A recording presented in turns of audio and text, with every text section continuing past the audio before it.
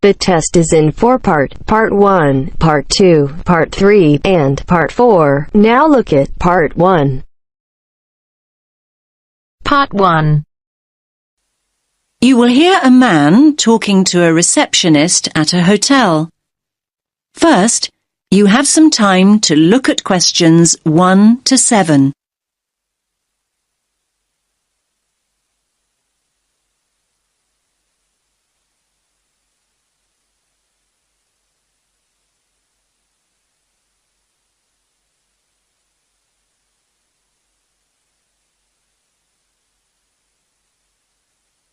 Listen carefully to the first part of the conversation and answer questions 1 to 7. Good evening, sir. Do you have a reservation? Yes. Let me just check I've got everything. Sorry. Yes, a reservation. It's in the name of Hartley, Martin Hartley. Let me see. Oh, yes. Here it is. That's for 3 nights. Yes, that's right. Do you need my passport? I just need to take the number as a form of ID. No problem. Now, can I just ask you to fill in this registration form, please? Actually, no. You see, I've broken my wrist. Yes, I noticed that. I'm afraid form filling is something I can't manage right now. Not without a lot of pain, anyway. Oh, dear. I'm sorry, sir. But don't worry. I can complete the form for you. That's very kind of you. What do you need to know? Well, let's start with your name, of course. So that's Martin, Hartley. That's Hartley. Thanks. And your address? 45 Carlisle Way. Could you spell Carlisle for me? Sorry. It's Carlisle.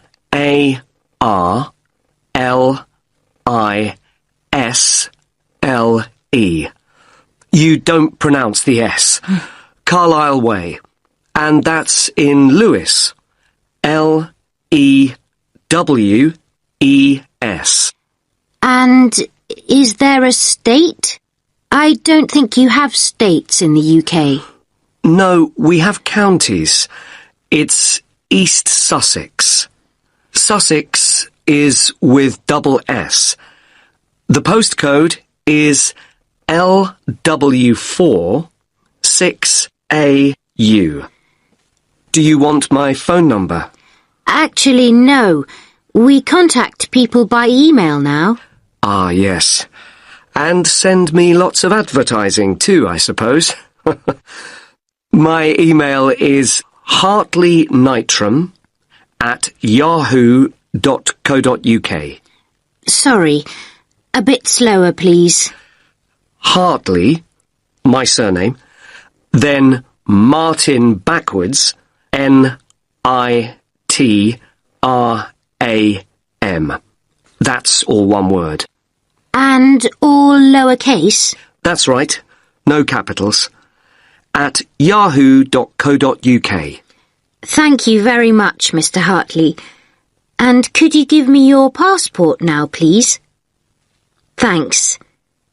You can have that back now. And that's for 3 nights, so checking out on Sunday morning? OK. You're in room 16.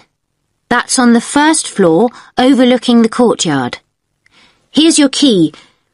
Would you like somebody to take your bag? Now you have some time to look at questions 8 to 10.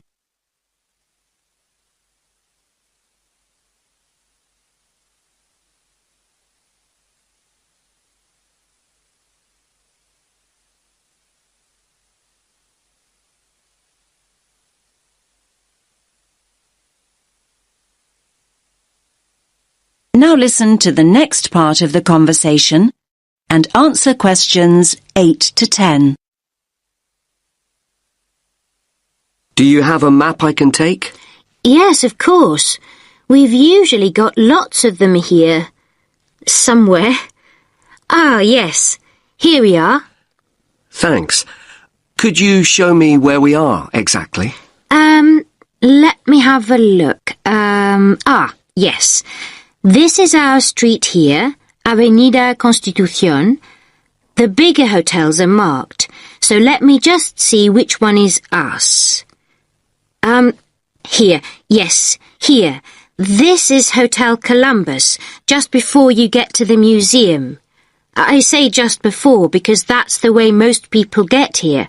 I mean, coming from the main square where all the buses stop, or from the station. Yes, that's the way the taxi came in from the airport.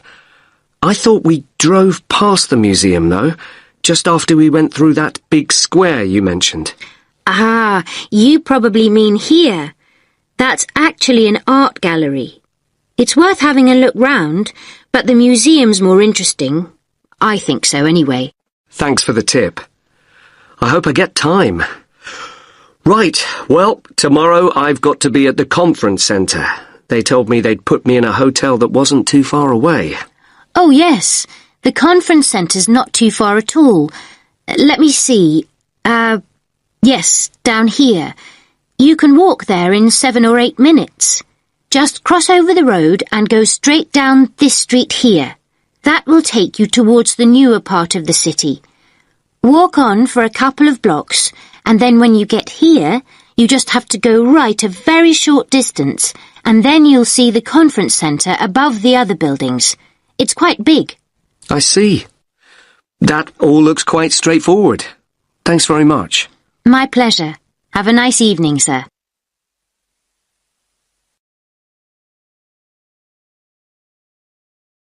That is the end of part 1. You now have half a minute to check your answers.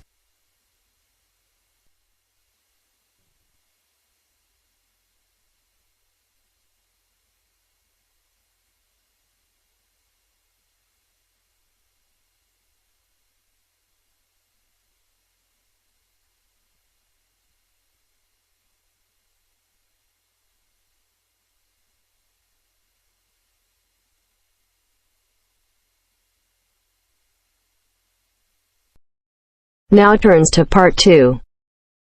Part 2. You will hear a man talking about a parliament building. First, you have some time to look at questions 11 to 17.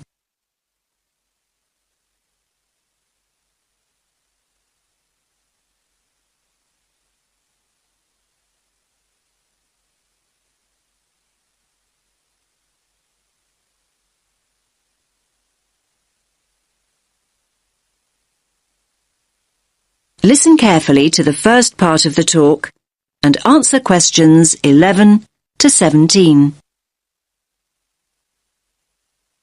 Good morning, everyone. Can you all see and hear me? Good. Now, my name's Dan, and I'm your guide this morning for our tour of the New Zealand Parliament. Now, we're standing in the executive wing of the Parliament complex. This is where all the government ministers have their offices and where the Prime Minister and the Cabinet meet. Now, most people here refer to this building as the Beehive, and no prizes for guessing why it's called the Beehive. That's right. It's shaped exactly like a traditional beehive, and it's one of the most famous buildings in Wellington. Now, I'll start with some background information about the design and construction of the building. It may come as a surprise for you to learn that the architect wasn't a New Zealander. No. In fact, it was designed by a Scottish architect, Sir Basil Spence. He designed the concept for the building during a visit he made to our city in 1964. His idea was that all the offices and rooms would radiate from a central core. Now, the Beehive was built in stages over 10 years. Construction began on building the underground car park and the basement at the end of the 1960s, in 1969. And over the next decade, the remaining floors were constructed. Yes, 1 decade later, in 1979, the first parliamentary offices moved in. Now, as you can see, the beehive is pretty high. In fact, it's 72 metres tall. It has 10 floors above ground and an additional 4 floors below. So that's a total of 14 floors altogether. That means there's plenty of space for the many facilities available to the members of Parliament and ministers to use. These include a small theatre and a television studio. Now, if you'd all just like to follow me, we can make our way inside the building itself. Now you have some time to look at questions 18 to 20.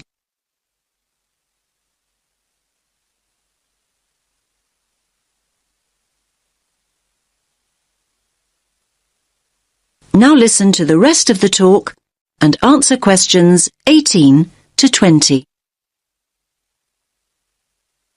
Here we are in the entrance foyer. It's a very airy space, isn't it? And if you look at the floor you're standing on, you'll see it's made of marble. And if you look to your left, you can see some beautiful columns. They are also made from marble. Now, look at the wall panels. They are made of stainless steel. They look really stunning, don't they? Now, straight ahead of us is the staircase leading to the first floor of the building. As you can see, the railings on the staircase are made of bronze.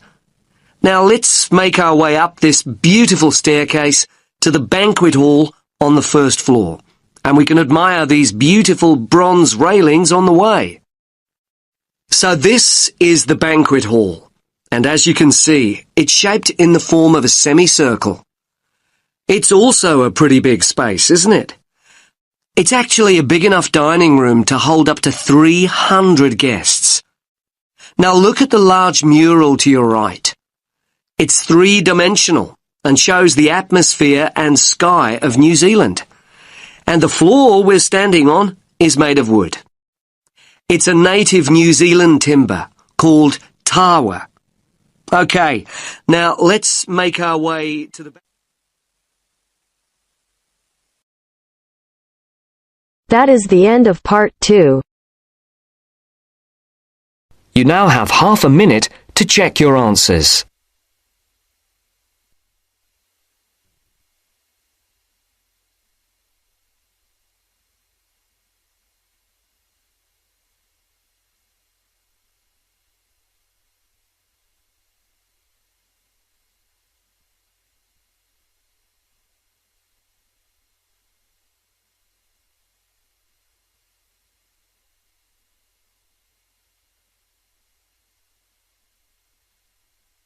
Now turns to part 3. Part 3. First, you have some time to look at questions 21 to 25.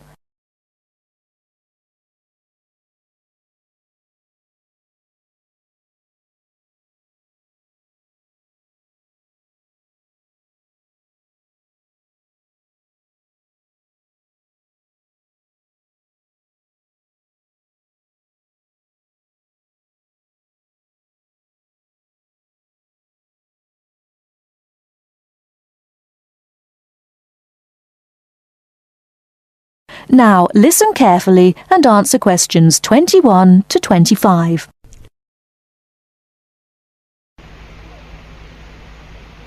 That essay we have to write, the one on how children learn through the media, how are you planning to write it?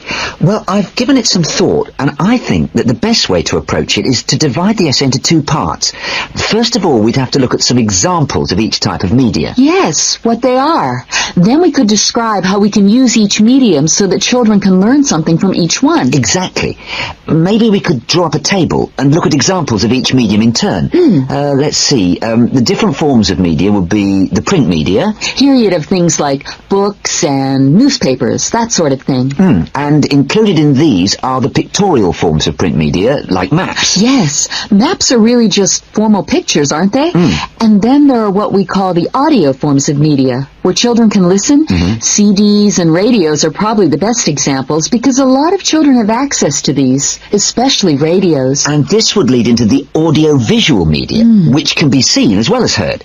Film, television, and we mustn't forget videos. Yes, but there's a final category as well. Computers that make up the so-called electronic media. In the United Kingdom and Australia, they say that 1 in 3 families has a computer now. Yes, I believe it. Well, that's a good list to start with. Before you hear the rest of the talk, you have some time to look at questions 26 to 30.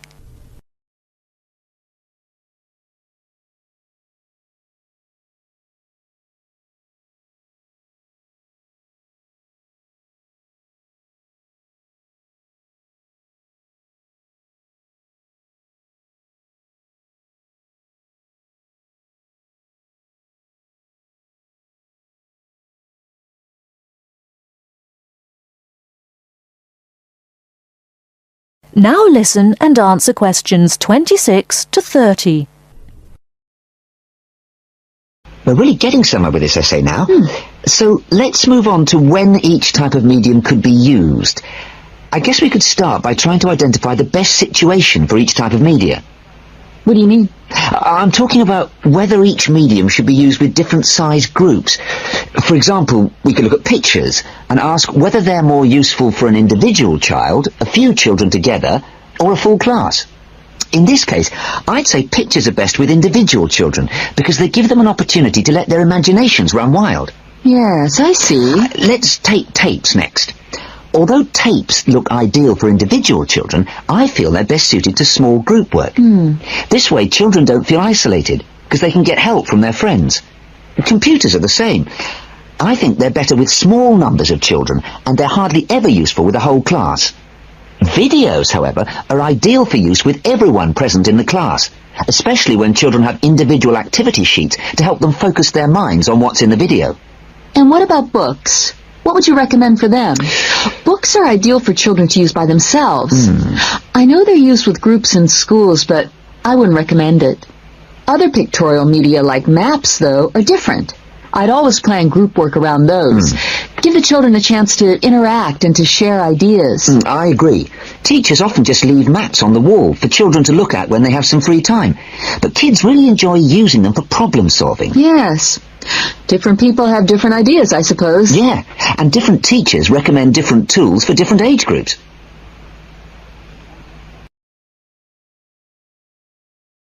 That is the end of part 3.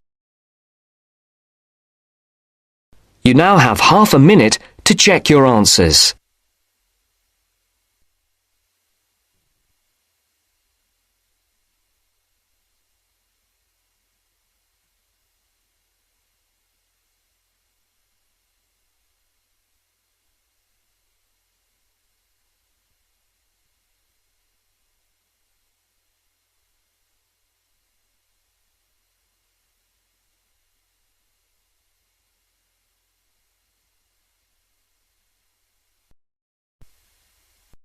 Now turns to part 4.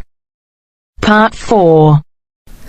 I'd like to introduce you all to Donald Mackenzie, who has recently returned from a 12-month research project in America. First, you have some time to look at questions 31 to 40.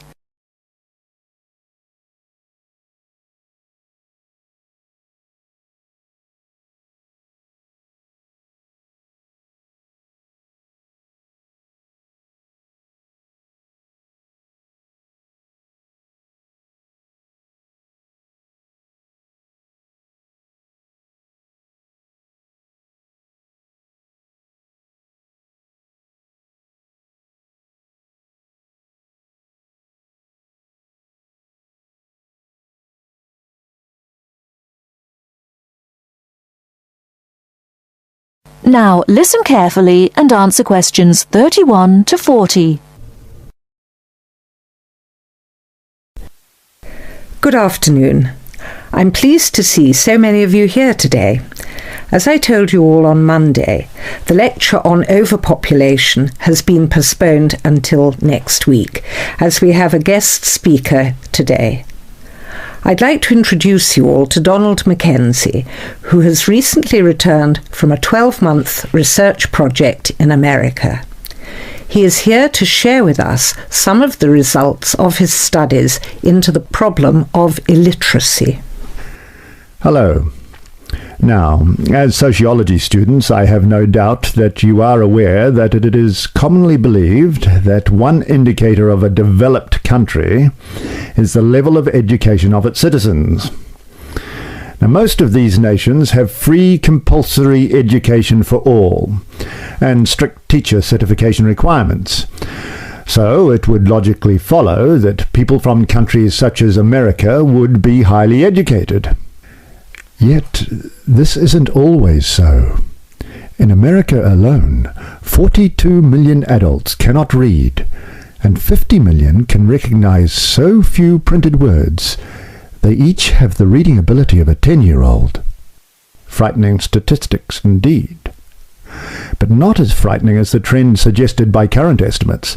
The number of illiterate adults is increasing by approximately 2.25 million people each year, and although global statistics have not been compiled, it suggests an extremely disturbing figure. Now, inevitably, this is having an impact on employment. In America, the annual cost in welfare programs and unemployment compensation due to illiteracy stands at $6 billion, and an additional $237 billion a year in unrealized earnings is forfeited by people who lack basic reading skills. There is also the cost of post-school literacy programs, which have been put in place in order to counter this increasing figure. A conservative estimate places the cost of these programs at $10 billion each year and growing steadily. Moving on. I'd like to talk about some of the causes of this increasing illiteracy. Children were taught to read by first learning the alphabet, then the sounds of each letter, how they blended into syllables, and how those syllables made up words. They were taught that English spelling is logical and systematic, and that to become a fluent reader, it was necessary to master the alphabetic code in which English words are written, to the point where the code is used automatically with little conscious thought given to it. And to make myself clear, I mean readers could sound out the letters, spelling them phonetically. And once a child learned this ability, attention could be turned to more advanced content. It seldom, if ever, occurred to teachers to give children word lists to read, or to make beginner-level readers memorize whole words before learning the components of those words, or to memorize whole stories, as today's proponents of the whole language approach recommend. Several recent studies have found that 90% of remedial reading students in developed countries are not able to decode fluently, accurately, and at an automatic level of response. The currently used whole language method was originally conceived and used in the early 1800s to teach the deaf how to read, a method which has long since been discarded by the teachers of the deaf themselves as inadequate and outmoded. English is an alphabetic language that when written, uses letters to represent speech sounds. When students were taught to read, they consciously identified the speech sounds and learned to recognize the letters used to represent them. They were then trained to apply this information to decode the names of unwritten words, understand their meaning, and comprehend the information presented as a complete thought. The English language contains approximately 500,000 words. Now, of these words, about 300 compose about 3/4 of the words that we use regularly. As I said, in schools where the whole language method is taught, children are constantly memorizing sight words during the first 3 or 4 grades of school, but are never taught how to unlock the meaning of the other 499,700 or more words. Whole language learning causes frustration, poor spelling, and hostility towards reading. Very bright children who can't memorize long lists of words and retain their meaning are placed in special education, when all they need is to be taught the 26 letters of the alphabet, the 44 sounds they make, and the 70 common ways to spell those sounds. Some researchers believe dyslexia and the symptoms of attention deficit disorder are actually caused by this reversal of the normal learning sequence. So, why do faulty reading methods continue to be used? Well, in short, it's big business. The sale of instructional reading programs is big business today. Each year, publishing companies compete for the adoption of reading programs and workbooks, which have to be replaced annually. Concentrating on phonics would seriously reduce the cost of education.